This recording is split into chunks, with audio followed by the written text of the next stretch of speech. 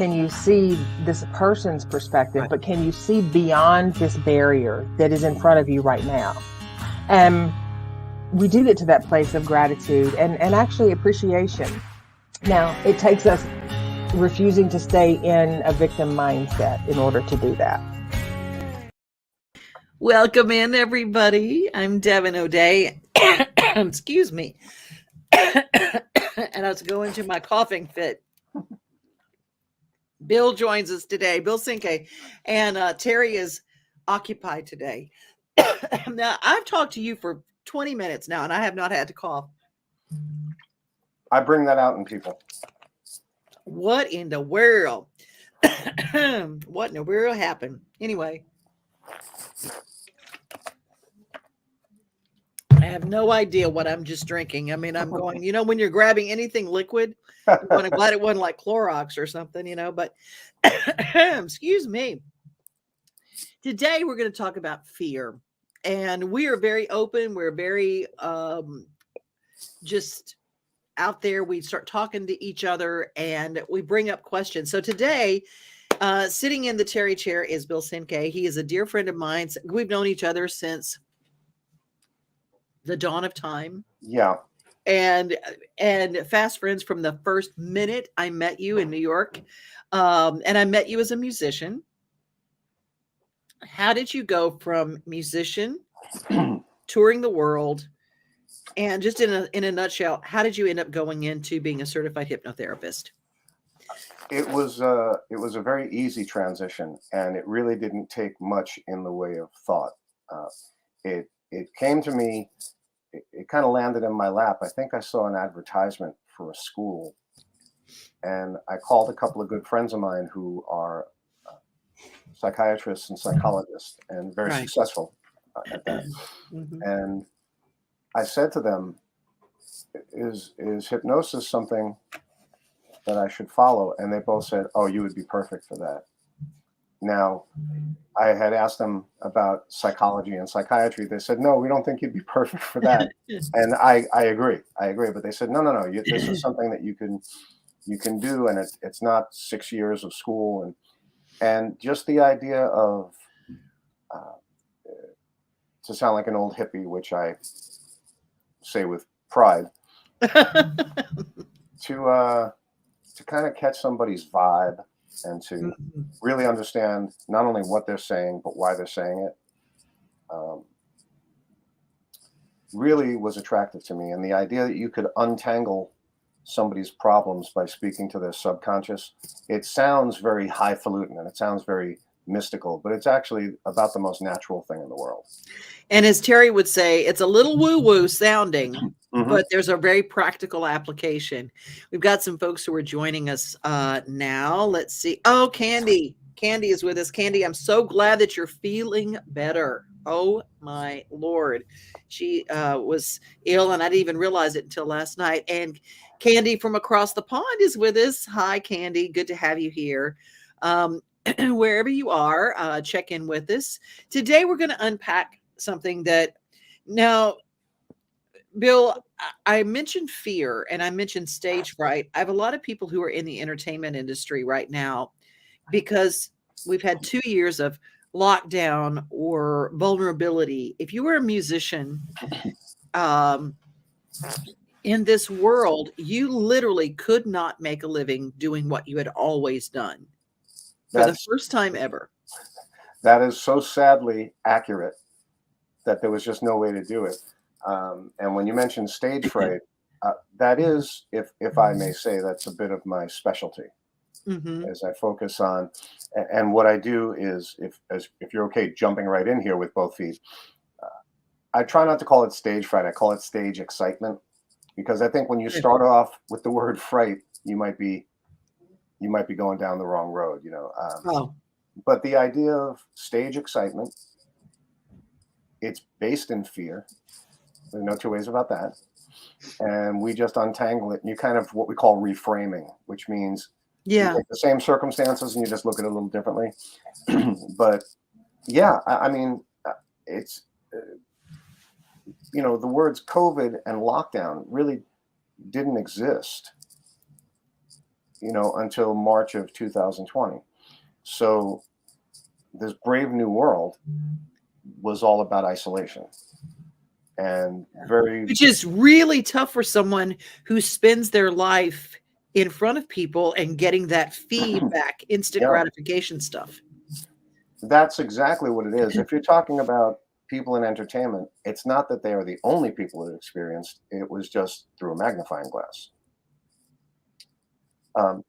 It's not, as you peel the layers on this, when you talk about entertainers, whether it's actors or singers, the idea of playing in front of the audience is the very obvious part. The part that is almost, I'm going to say maybe even more important, is the camaraderie. So for instance, I've been a musician my whole life, as you mentioned, as some of your audience might know. Well, there's playing in theaters, and there's playing arenas, and there's playing in the small, coffee house where there's 15 of your friends, and it's all great. But that's the public part. The idea of the rehearsals and the recordings, and you're there with your family as a band. You're interacting. Music is interactive. You're feeding off the other players. When you're writing songs, and there's interplay, and you're trying to get the words right, and let's rewrite. That is so deep and so meaningful to entertainers. Right. And suddenly you're saying, oh, by the way, you can't be with your 5 best friends. You can't be with your cast when you're doing a television show or a play. Yeah, you can't be with them. Not you're taking a vacation for a week. You don't know when you'll ever see them again. That is crushing. And there's a grieving process almost to that. Absolutely. So that's one of the things that I do is you start to, I call it unwinding. You kind of unwind that, because it really is a bit of a knot. It's like getting a knot in your shoelace, where you're looking right at it. You can see it. It should be simple, right? It should be simple to untie this, and it takes you forever, because you just can't get a handle on it. So that's kind of what I help with. Lisa joins us as well. Hi, Lisa. How are you? And Candy says, I love woo woo. I live in the woo. I live in the woo. Candy, I'm with. Is that Candy from this side of the pond or the other side? This side of the pond, yeah. And so we're going to talk a little bit about the things that are blocking you. And you may not make your living walking on stages and things like that, or your stage may be relative. Maybe you play with you're part of a church praise band. Maybe you like to do little theater. The stuff that I always say, don't discount what we just came out of. And you go, why is it I'm having difficulty? Why is it I can no longer do what I always did? Why am I feeling this unsettled feeling? Let's just call it this unsettled place, right. And you go, wait a minute. I think we felt vulnerable financially. I think that it affected everybody. Everybody took a hit that way. And people started going, some people said, I'm going to take some time. I'm going to learn. Candy from across the pond says, I like woo-woo too. Where across the pond is she? I don't want to. She's in the UK. Yeah, I mean, where? Because I love the UK. Okay. Candy, you can add that to it, and we'll certainly share that. But I want to talk about how hypnosis works as you start untangling it. What you call what you do is conversational hypnosis. Yeah, conversational hypnosis is my favorite thing. Now, I will start off by saying some of these are textbook definitions, and some of them are kind of interpretive. In the same way that you would say in medicine, if you said, well, physical therapy. Well, physical therapy for a professional athlete is a little different than physical therapy for someone who, just got out of surgery or something. So these are wide definitions, but conversational hypnosis is, I essentially get you to relax. And I might have said some of this on other shows, but there are several levels of trance. The word trance sometimes scares people. It's just a matter of relaxing. a deeper level of trance does not necessarily make it more effective. It's just where you are. It just happens to be where you are. You can swim in 5 feet of water and you can swim in 50 feet of water. You don't swim any faster in 5 feet of water. So I get you to a point where you're relaxed. I would talk about like this. I'd probably try to match where you are. So I would breathe a little more. I would talk a little slower. I might lower my voice just like I'm doing right now. Mm-hmm. And if I'm doing my job correctly, you'll almost feel your blood pressure come down. You'll start to relax. Now, you would be amazed at what you will tell me verbally or what physical cues you will give me when you're in the proper relaxed state.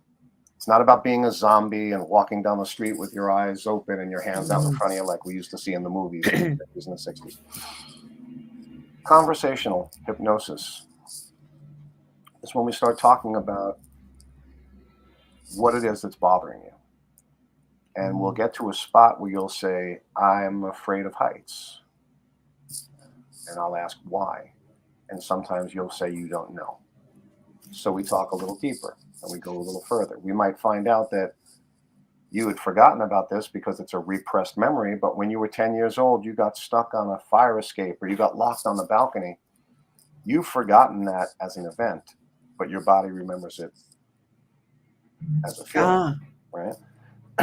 So when we do the conversational hypnosis, one of my favorite things that kind of freaks people out, your friends, both Candies, will appreciate the woo-woo side of this.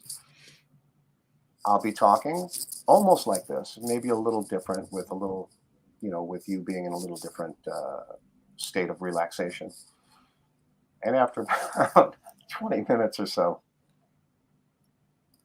they'll be very relaxed and talking freely, and we're really getting someplace. Mm-hmm. And then I'll say, Candy, you feeling okay? And Candy will say, actually, I'm very relaxed. And I'll say, is your anxiety down? And Candy will say, my anxiety is way down. And I'll say, are you a little more hopeful about your situation? And they'll say, yes, I have more confidence than I've ever had. And I'll say, Candy, do you think you're hypnotized right now? And some people lose their, they don't even know how to answer. They'll say, well, I didn't think I was. I mean, we're sitting here talking. Yeah, you're hypnotized because I'm speaking to your subconscious. And that's why we're getting something done. Oh, wow. That's wild. Well, Candy actually answered. She's in London. And Jamie joins us. Hi, Jamie. Good to have you. And Joyce, sweet Joyce, is with us. Hi, good afternoon. Good afternoon. Teri is not with us today. She will be back next week. She is doing a revamp on her office and making it it's very exciting. And Candy's, I love that way of doing it. She enjoys that too. Candy, on this side of the pond, this Candy, she does tapping with everybody on Wednesdays and on Friday nights. And that kind of works on that too. And we work and kind of put ourselves into our relaxation stuff. And it's really wonderful. So follow Candy if you guys are watching and be a part of that. And you can do, your technique can work in person, but it also works virtually, correct? Yeah. A matter of fact, I would venture to say it works better, which is an absolute surprise to me. If you are working with me, the first thing I tell you is get to a place where you can fall asleep. You could literally be in bed, be in your easy chair, sit outside in the back porch, on the couch, put on your fuzzy slippers. All I need to see is probably about what you're seeing of me right now. I need to see your throat and your chest so I can see how you're breathing. I need to see your face. If you're wearing earphones like I am, just earbuds or even over the ear, whatever it is that's comfortable, the intimacy is really what we're looking for, because as soon as you can be that comfortable in your own environment and not hear the dog barking or the rain or whatever it is that's outside, you don't hear, cars honking. It really accentuates the dynamic. It really accentuates the modulation of your voice. So if I start speaking slower and I start having a cadence to it, which is part of the technique, it's very immediate in that environment. Now, if you take that, and I'm not trying to talk anybody out of going to see a hypnotist in person, but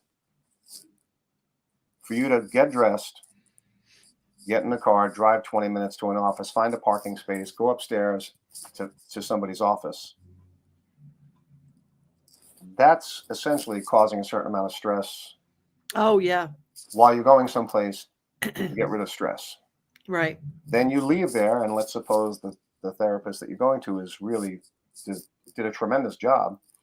You feel good. Now you get on the elevator, you go down, you get in the car, you sit in traffic on the way home, you might build up some more stress. Essentially, a 1 hour session might take 2 hours. Gotcha. Because maybe of 3 transit. hours. Right? Yeah. Yeah. So here, it's just boom. And I literally tell people, pajamas for women, don't worry about makeup, put your hair up in a ponytail, and guys, put on your favorite basketball jersey and just relax. I need you to be as comfortable as possible, because that's the only thing that matters. Oh, that's so important. Well, I want to talk about, we I know that getting people back on stages. I want an example, without saying names or anything like that. Mm-hmm. What is working somebody through something for stage? Let's just talk about that as just one Sure. example of working somebody through that. So if you ever look at my website, I say right at the top, this is not your grandparents' hypnosis, right? Mm-hmm. I do things differently even than a lot of other hypnotists. But my favorite story, and I'll try to get through it fast, is a friend of mine referred, it was like a friend of a friend of a friend of a friend. So I didn't know this person. It turned out this person, it was a woman, was on Broadway. She was an actress on Broadway. Mm-hmm. And exactly what we were talking about at the top of the show. Here we are, COVID. People are locked in. You don't get a chance to be with your castmates. You don't get a chance to run your lines. You don't sing. You don't dance. And now, hopefully, you're coming back to work in a couple of months. You're older. Either some people lost some of their confidence. They might have gained a couple of pounds. All of these things. Your hair got gray. Everything that we would imagine. And they had been to some hypnosis before and it didn't work. And so what I did was I took them before they even got on stage in their imagination. Mm-hmm.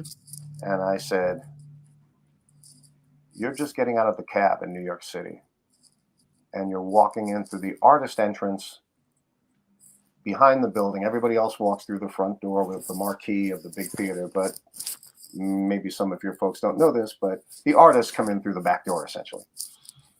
I said, walk through there, say hello to the security guard, go upstairs, unpack your makeup, your little ritual, which every actor Mm-hmm. has. And it just popped her right into it, because all the other therapies started with her on stage with the lights on her and all of that. But that didn't work. So I took her way back an hour and a half before she walked on stage and said, this is where you're getting yourself together. This is where you're putting on your makeup. This is where you're running your last minute lines. This is where you're having your special cup of tea that you do every night, right? And they all have their ritual. And she started crying. And I could tell right away, it was not tears of pain. It was relief. Because she just had to get this out. It was the fear of the unknown, which is human. Right? Yeah, absolutely. You also have on your website this story that I think it's really interesting, and everybody's got a fear of something. And there's a woman whose testimonial, she's afraid of dogs. Yeah. I mean, I can't even imagine the fear of dogs, because they're the joy of my life. Yeah. Well, this is an interesting thing, and I will mention her name because she gave me permission and she put her picture and her name. My dear sweet friend, Nilu. Nilu grew up in the Middle East, and apparently wild dogs, were running the streets at times, and it scared her as a child. Mhm. Now that's Yeah. rational. Yeah. Yeah. But now she gets older. She moves to the United States, and she realized she still has that deep-seated fear. She couldn't walk out the door if there was a dog outside. And if there were two dogs, it was worse. If it was a tiny little dog that was 100 yards away and it started yelping, it would freeze her. Mm. So she asked me if I could help her with that. And in 15 minutes, she had her eyes closed and she sat back. And if you can see me okay, she sat back and just said, wow, this is working really well. I just felt something change. Now, I would love to take all the credit, but as I say every time, it's you who is doing the work. It's the client who does the work. I'm just kind of leading you there. It's more of a partnership. Mm-hmm. She said, I can't really tell you what just happened, but I'm good. 15 minutes, literally 15 minutes. I said, okay, we talked for another couple of minutes. Mm-hmm. Well, if you look at my website, there's a picture of her with a dog, I think, licking her face, a big, 80-pound dog, a couple of days later. And That's yeah. just amazing to me that it can move you through that. Elizabeth just joins us. Sorry, I'm late. Elizabeth, we're just glad you're here. And Angie says, I might have checked this out. Love the idea of not having to leave home and go to an office to do it. Yeah. My friend Jerry is here. Sorry, I'm late. Fear of the unknown. Fear of the unknown. Yeah. And Jerry's got a fight right now. She's got some physical issues and she's got some medical things that she's going to do. That's a big unknown. That's a big unknown when you're going, okay, what's my protocol? I'm going to have to go and sit in a doctor's office every day or whatever. So how do you help people when they've got a big mountain to climb? Part of it is you do your best to cut it into doable doses, is a phrase I use, Doable doses. Yeah. It's like, you have a pizza, we need to slice it up. And when you're talking about, like, for instance, medical issues, there's a very interesting thing. It says, sometimes they call it PPD, which is physiopsychological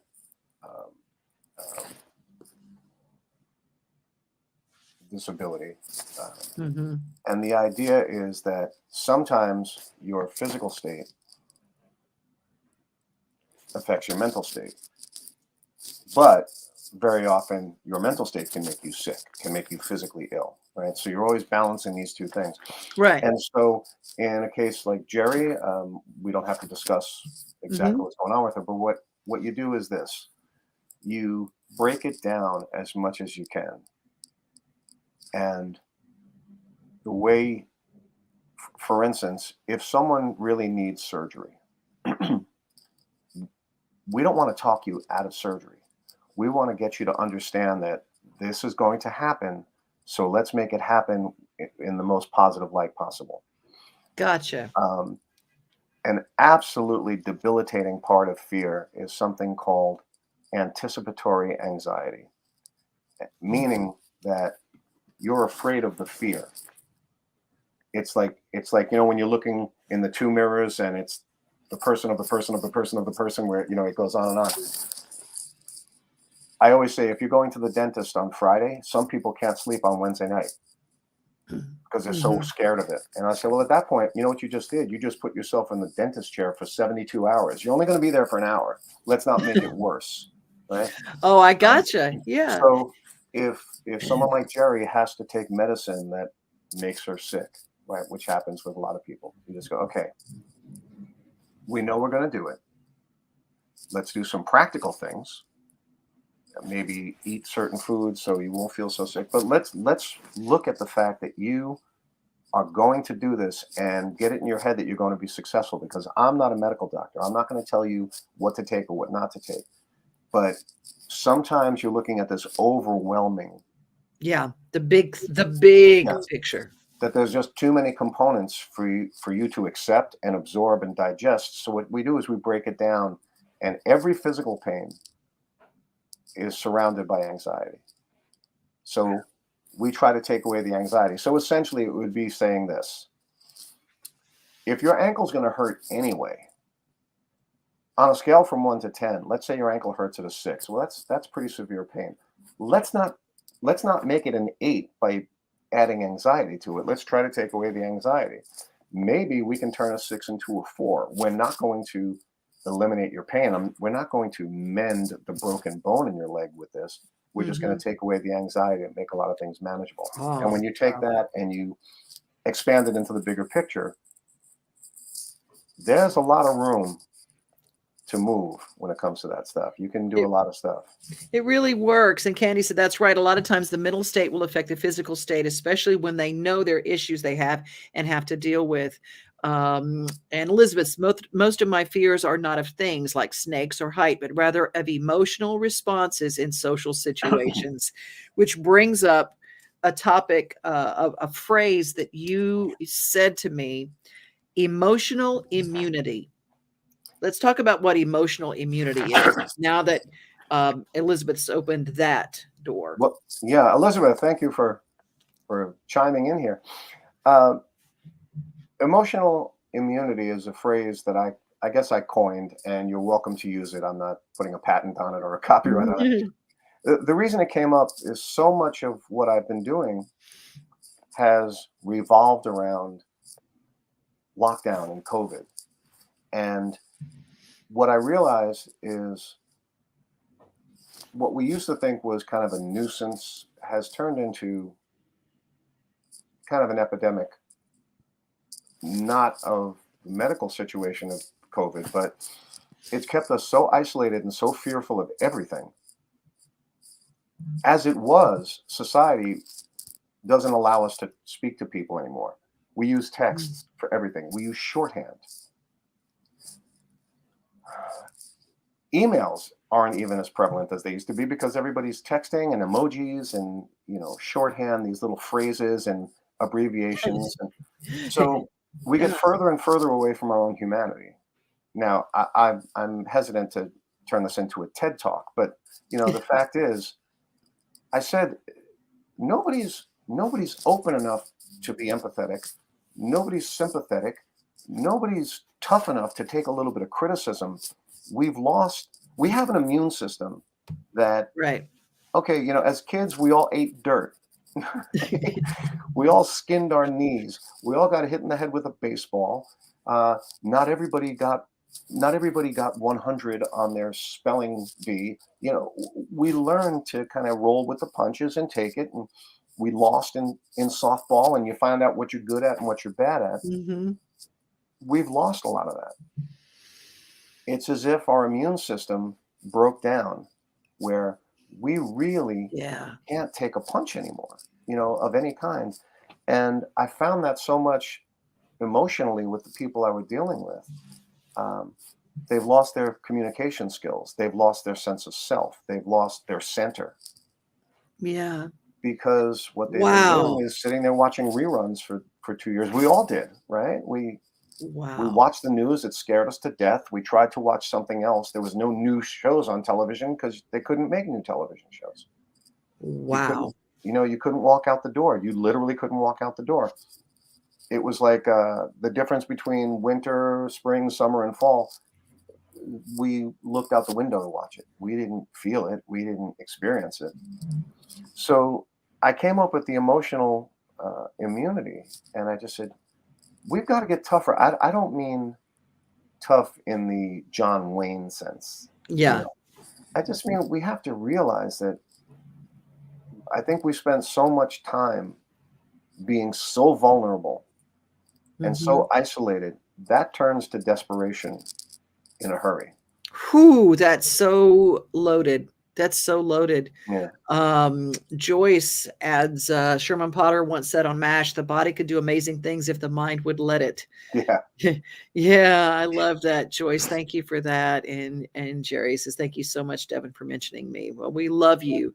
Candy says, our mental immune system. Yes, exactly. And a lot of people, we call these write it down moments. I like this emotional immunity. Wow. That's where we are right now. Josh is Josh. Joy says, "Oh my gosh, I just put that." Josh, that's me. Anticipating anxiety. Joyce also mentions something as simple but as limiting as fear of driving on interstates. Joyce, I'm going to join you on that. It scares me to death. Yeah, I work with people with that as well. And what's interesting is if Joyce ever wants to talk to me about this, it's not necessarily a fear of driving. And we can untangle that at some other point. There are people that are afraid of driving over a bridge, but they're not afraid of driving. There are people that are afraid of driving over a bridge, but they're not afraid of heights. It's a very specific thing called gyrophobia. Wow. I'm going to guess that most people have not heard that word. I know. Yeah. Well, who would? As long as it's not a fear of peanut butter, I'm okay. Yeah. So, when someone like Joyce or anyone else calls in and talks about fear of driving on the interstate, it might not be exactly what you think it is. And that's where we untangle it. If you know what I mean. That's where we get down to it, where we can open you up to probably getting rid of some of that. Well, I know that if you guys were going to bring things to a close here, but Bill does some amazing work. And like I said, I know him as a musician from being in Neil Diamond's band. And I remember this amazing message from you when you're this kid from Yonkers and you end up playing and you're walking out the door to go on stage at Madison Square Garden.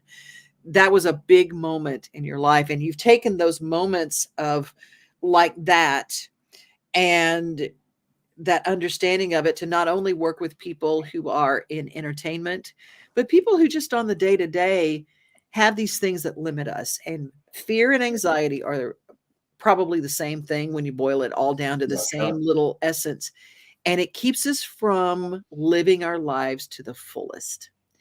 And oh, Candy says, you're from Yonkers. I'm originally from Philly. Down the road a piece. Yeah. Yeah. And then Corinne is from Buffalo. There's so many crazy drivers zooming past. Yes.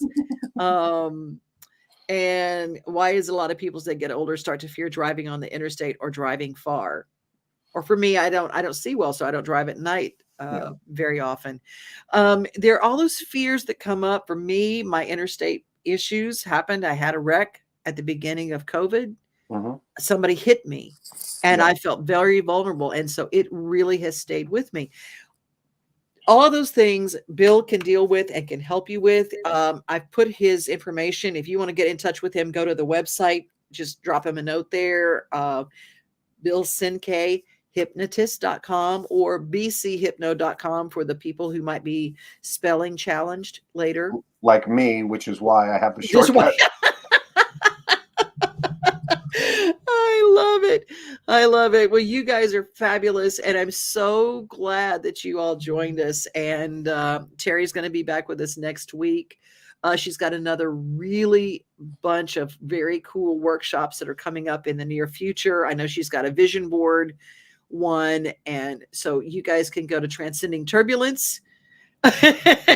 You're getting very sleepy. You don't even say that, do you? Candy says, great show. Thanks, Devon. Do you use a pendulum or something when you do that? They use, a matter of fact, right here, I have two of them. This one works great. My little copper one. And yes, I do say that, and it works incredibly well. No kidding. No kidding. Well, I will tell you that if you have something blocking you right now, check in with Bill and mention that you saw him on the show and spread the word, because I just think there are all sorts of things. I've done therapies of all sorts to get through stuff, but the thing to get me unblocked, I think that this is a faster path and a more painless path than some of the things that I have heard of.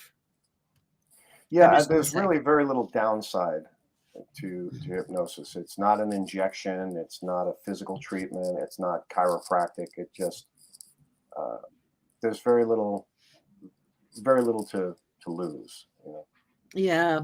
Thank you for the insights, Bill. Candy says, great to see you as always, Thank you, Devon. Candy. Jerry says, what an awesome show. Thank you so much, Devon. Well, I'm so glad that you guys joined us. We're going to bring things to a close. And as Teri would say, follow, subscribe, and share. And hope you have a great rest of your day. And as always, increase the peace. That's what